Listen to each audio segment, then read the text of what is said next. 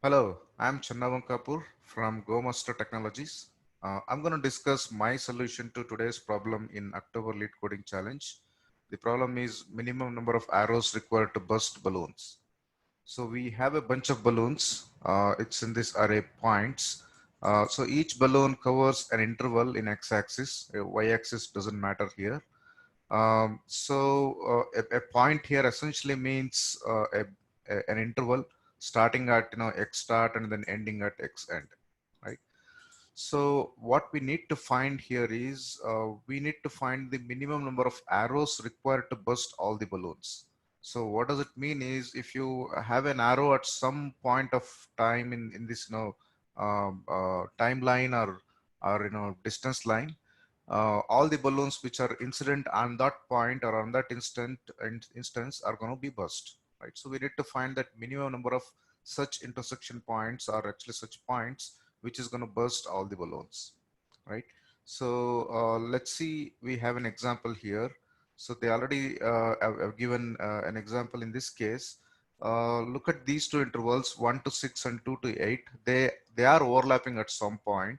Say, for example, yeah, at instance say 6, both of these balloons are going to be burst. And if you take another instance, say 11, at instance 11, these two intervals are covered in that. So are covering that point. So that's why these two balloons are going to be burst. That's why we just need two arrows to burst all the four balloons in this case. And so in things in situations where nothing is overlapping, see 1 comma 2 is not overlapping with 3 comma 4, and on none of no pair of these four balloons are overlapping, so we need four arrows in this case. And in these cases where 1 comma 2 and 2 comma 3, there is a point instance of that 2 where both balloons can be burst. So that's why we need one at instance 2 which is going to burst these two balloons, and one at 4 which is going to burst these two balloons, right? So that's the idea here. And there can be balloons which are kind of overlapping completely. So obviously if one of the balloons burst, the other one is going to burst. So maybe we should just deduplicate this one. If there are any duplicate balloons, we can just remove them, because otherwise they're just going to complicate it. All right. So my solution here is I started with this thinking, what is that, how far can I delay from instance 0 so that I don't miss out any balloon. So the first balloon which is going to miss out is the one that ends first. So if you have the first arrow which is after the ending time of the first balloon, we're going to miss that first balloon. So we have to have one arrow, at least one arrow at or before that ending time of the first balloon. So if I take that extreme case, ending time, I'm not going to miss out any other balloon because none of them end before that. So if I have an arrow at that point, all the balloons that has a starting point at or before that are going to be burst in one shot, right? So now if you do that, you're going to basically reduce by that number of balloons with one arrow, and then you got to solve for the remaining problem. So if I continue with the same kind of induction, so this is a greedy method. I already have it. So I'm just going to implement that. So let me just explain how I have done this one. Because I needed to deduplicate them, I just used a set which is easier to kind of deduplicate.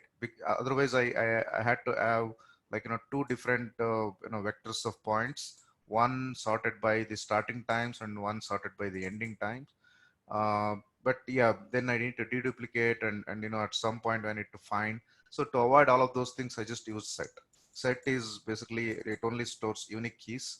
So it's going to deduplicate automatically. And look at this, if I add or insert these n points or n intervals into a set, this whole thing is going to take big O of n log n time, because inserting an interval into a set is going to take big O of log n time, right? So it is essentially a balanced BST, right? Set is essentially a balanced BST. So big O of n log n time for the first one and big O of n log n for n log n time for the second one. And also we have already used big O of n extra space because set is going to consume that linear amount of space. Now this is what the logic is. So I have an iterator from on the points on the set where they are in the set where they are sorted by the starting time. So it is the begin of the start points by start, right? Start time. Now I'm going to count how many arrows are required. So every time I'm just gonna go over or iterate over the points which are sorted by the end time. So I'll take the first one, and what I'm going to do is I'll remove all the, in this while loop, I'm going to remove all the points or all the balloons that have a starting time at or before the ending time of this point, right? The point is essentially an interval, right? So that's what I'm looking at here, this while loop. Look at this, because I'm removing it from, I'm making sure I'm going over this another set which is, you know, sorted by starting time, because I need to compare by starting time. So I make sure it is not ended. And also, if this condition is met, if the starting time of that balloon is lesser than or equal to ending time of the current balloon, which is point, then I'm going to remove that. But I don't, I'm going to remove it from my, the points by ending time, because I don't want to visit that once again, right? While iterating in this for loop. So this for loop is not going to go over every point. When it is going over this point, it's going to delete few points from the set, right? But if I delete this point itself, because that is also going to pass this condition, we are going to have a problem with iteration. So that's why I'm going to skip just that one. This condition is just about skipping the current point by being deleted from the, from this set, right? So otherwise I'm gonna delete that. Actually, I don't need erase or find here. What I need is, because it's a set, there is only one instance. I'm gonna remove that. Normally I need that if it's a multi-set. So I'm going to take that one and then remove from the points by end. So every time I'm going to iterate or increment the iterator of this, you know, start by end, points by end iterator, which is start iterator. So go over all of them and then remove it. So next, I'm going to improve or increment this, you know, arrows, because this is all about just using one arrow to remove all of them, right? Burst all the balloons. And then the point is going to go to the next one. Obviously, the ones which are removed are not going to exist. So the iterator is going to go to the next one.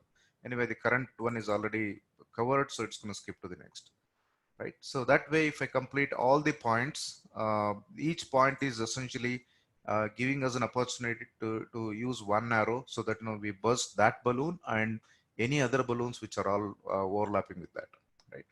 So that's going to give me the answer here.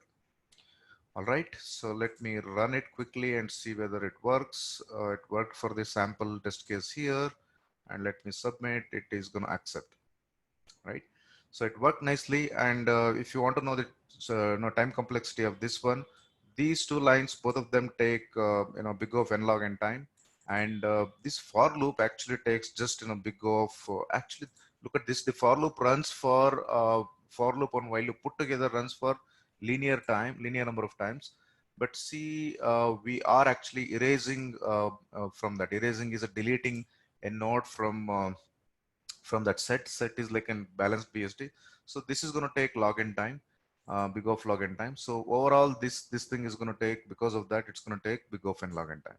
So there are three iterations of big of n log n, and that's why the overall time complexity is big of n log n, right?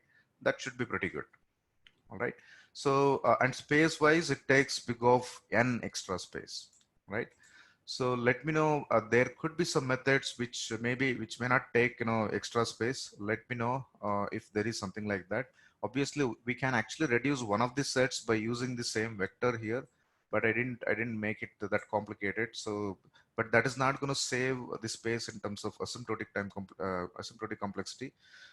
So see whether you can get it down to something like constant space or big of log n space, right? If you have any questions or any other solutions, any suggestions, please let me know in the comments below. And please do subscribe to the Go Master Technologies channel. And yeah, keep coding. Thank you for watching.